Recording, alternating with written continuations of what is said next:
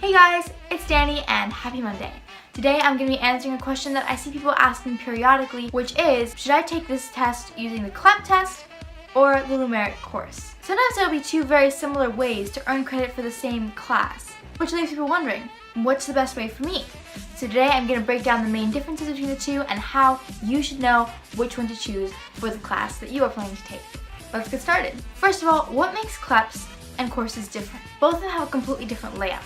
With a Cleps course, you buy a textbook, study independently, take some practice tests, and then go in to take the test. The numeric courses are a bit more intensive. There's an e-textbook, but that's also paired with online presentations, quizzes for each module. There's usually a test about halfway through that counts for a pretty heavy portion of your grade, and of course the final that counts for usually about 30% of your grade. Of course, another difference is cost. The numeric courses usually cost around a few $100s each, where a Cleps with the book plus the test usually only adds up to around $150. So there is a significant price difference, and Cleps are a great way to earn some budget-friendly credit, but make sure that you're never throwing your education under the bus for the sake of saving a few dollars.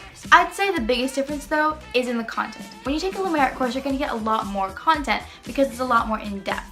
With a Cleps test, you're just going to get one book, and it's usually not a very long one. So while in some ways it's easier to read through the material, it can also be very challenging when studying a Cleps to know what areas to focus on, because often some very important topics will be covered in just a couple of paragraphs. Numeric modules tend to go a lot deeper and explain main concepts beyond just skimming the surface level. So now that we know the main differences, which one is right for you and the class that you want to take? There's a few guidelines that I've used in the past, and I'm just going to share those with you. But I'm going to preface this by saying that I'm a total Cleps junkie, and my learning style is also well suited to being able to absorb knowledge quickly through reading. So if your learning style isn't suited to that, then make sure to do what's right for you and your learning style to facilitate the way you absorb information the best. With that said, when should you take a Cleps? You should definitely take a Cleps if you already have previous experience in that subject, especially if it's a general education course. The material on the Cleps is going to be covering a lot of what we already know, so there's really no need to go and take a whole in-depth course on it again.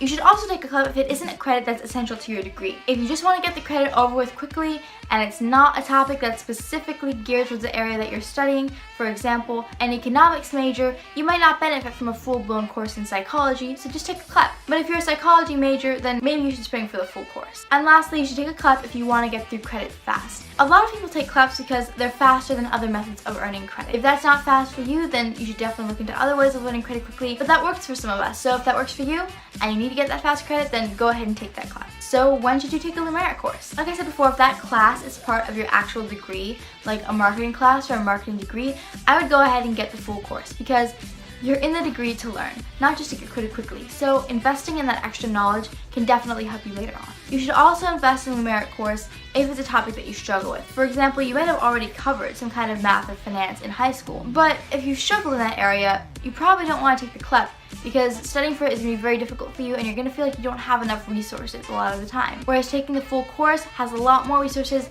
and a lot more things that can help support you, as well as more quizzes along the way to help you evaluate where you are and kind of keep you updated on what you're learning.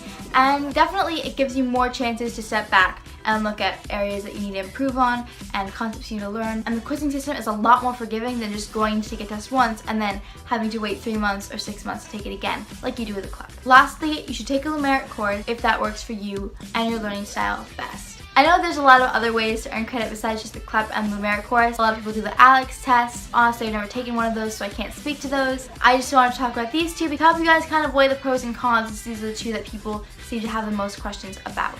So I hope that helped you understand the differences between the two and the circumstances that you should consider when you're deciding which one to take. Alright, best of luck to you guys in all your testing and credit earning adventures. I will see you on the flip side, and remember, don't let your Monday be Monday.